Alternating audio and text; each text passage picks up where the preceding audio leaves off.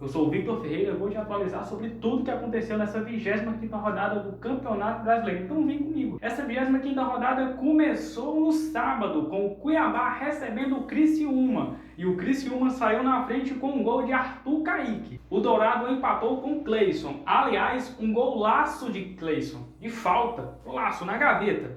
Já fiz muito gol desse.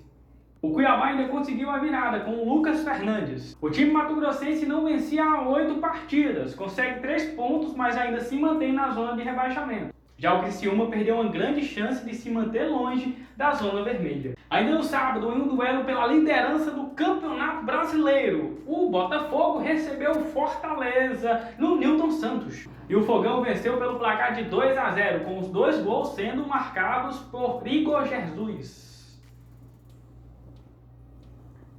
Quase não sai o Igor Jesus. Após o jogo, o atacante Marinho do Fortaleza reclamou em suas redes sociais a respeito do segundo gol do Botafogo. Em seus stories do Instagram, Marinho traçou um comparativo entre o segundo gol do Botafogo com o Igor Jesus e um gol dele mesmo, que foi anulado ano passado contra o Corinthians, pelo Brasileirão também. Naquela ocasião, o gol do Marinho foi anulado por toque de mão. Segundo o jogador do Lion, esse segundo gol do Igor Jesus também deveria ser anulado pelo mesmo motivo. Mas e aí, tu acha que pegou na mão? Coloca aí nos comentários. Com a vitória, o Glorioso assume a liderança do Brasileirão, mas já eu trago a tabela completa pra gente conferir ela, tá? De cabo a rabo. Ontem, domingo, o Grêmio recebeu o Atlético Mineiro. É um jogo que marcou a volta do time gaúcho à sua casa, após o início da tragédia das enchentes no Rio Grande do Sul. E olha que jogo curioso, o Grêmio teve um jogador expulso logo no início da partida. Gustavo Martins, segundo a arbitragem, impediu um lance promissor do Galo, então ele foi expulso. Mas mesmo assim o Grêmio conseguiu abrir o placar com Brant White, o dinamarquês. Esse cara chegou para fazer história aqui no Brasil. O cara tá trocando toda hora. O Grêmio chegou até a ampliar com Cristal. E tudo isso aí só na primeira etapa, viu? Porém, o Galo não desistiu da partida e conseguiu um feito histórico. Vou te contar ele agora, tá bom? Scarpa de pênalti diminuiu no meio da segunda etapa. Tava 2-1, beleza. O Grêmio ele poderia conseguir segurar. Mas nos últimos lances da partida,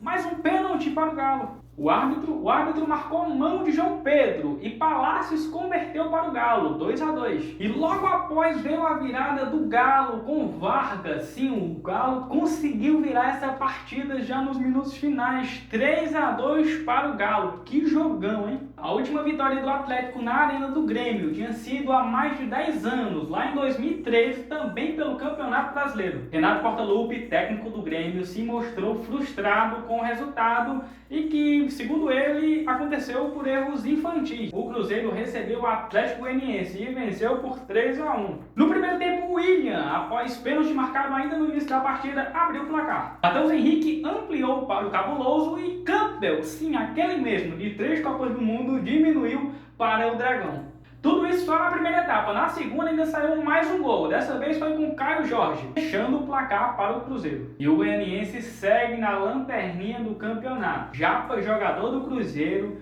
entrou na segunda etapa e saiu depois de levar uma pancada. O Cruzeiro divulgou a nota informando que o jogador passará por cirurgia no pé.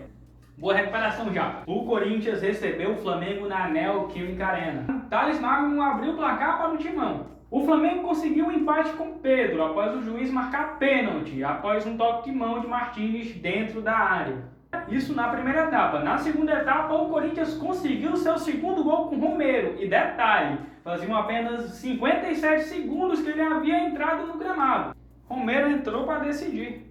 Na parte final da partida, o Yuri Alberto foi expulso direto após uma forte entrada em Wesley. Esse mesmo lance acabou ocasionando uma confusão generalizada, que ocasionou em mais 2 expulsões. Kaká, zagueiro do Corinthians, foi expulso e Alcaraz, que estava fazendo a sua estreia pelo Flamengo, também. Héctor Hernandes, centroavante do Corinthians, que chegou nesta janela de transferências, ainda no início da partida sentiu a coxa direita e teve que ser substituído. Até o momento desta gravação, o Corinthians ainda não atualizou o estado do jogador. No Labia Bichetti, o Red Bull Bragantino recebeu o Bahia e venceu. Douglas Mendes fez o primeiro dos donos da casa. Luciano Juba chegou a empatar para o Bahia. Porém, no finalzinho da partida, Gustavinho fez o gol que deu os 3 pontos para o Massa Bruta. O Fluminense recebeu o São Paulo no Maracanã e Cauã Elias fez o primeiro do tricolor ainda na primeira etapa. Que esse moleque tá fazendo de gol é brincadeira, viu?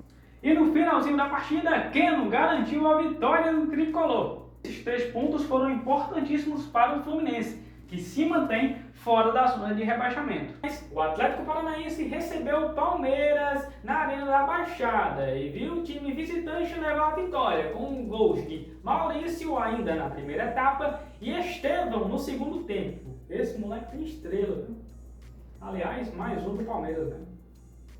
E o Cap já acumula 5 jogos sem vencer no Campeonato Brasileiro. Tem que ficar de olho porque está se aproximando da zona de rebaixamento.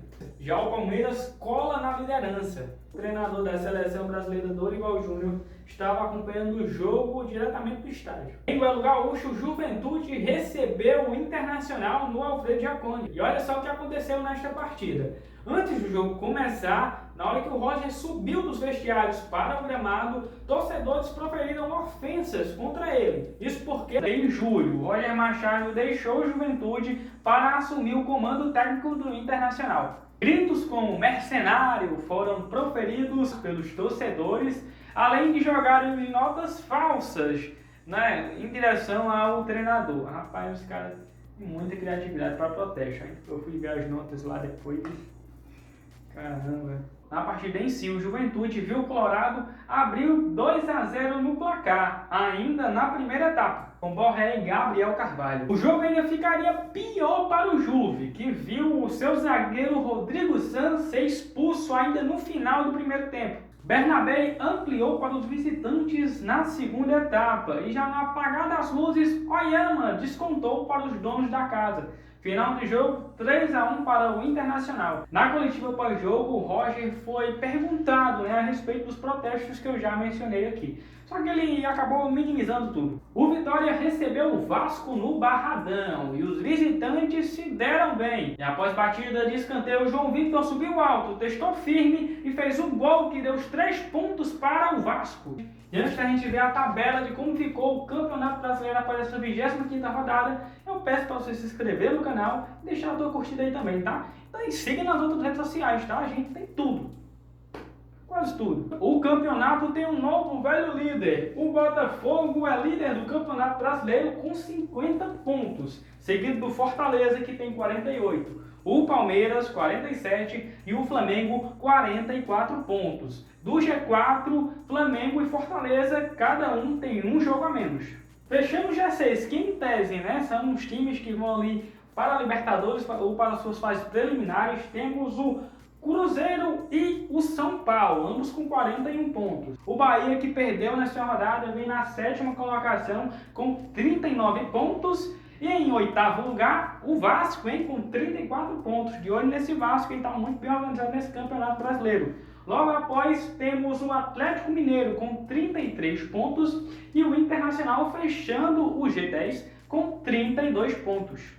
Abrindo a segunda parte da tabela e fechando, em tese, os times que estão se classificando para a fase de grupos da Sul-Americana, as competições internacionais, temos o Bragantino com 30 pontos e o CAP com 29 pontos. E agora temos uma sequência de 3 times que perderam nessa rodada, O Criciúma com 28 pontos, o Juventude também com 28 e o Grêmio com 27. O Fluminense é o primeiro time fora da zona de rebaixamento e também tem 27 pontos. O Corinthians venceu nesta rodada, mas não foi o suficiente para sair da zona de rebaixamento.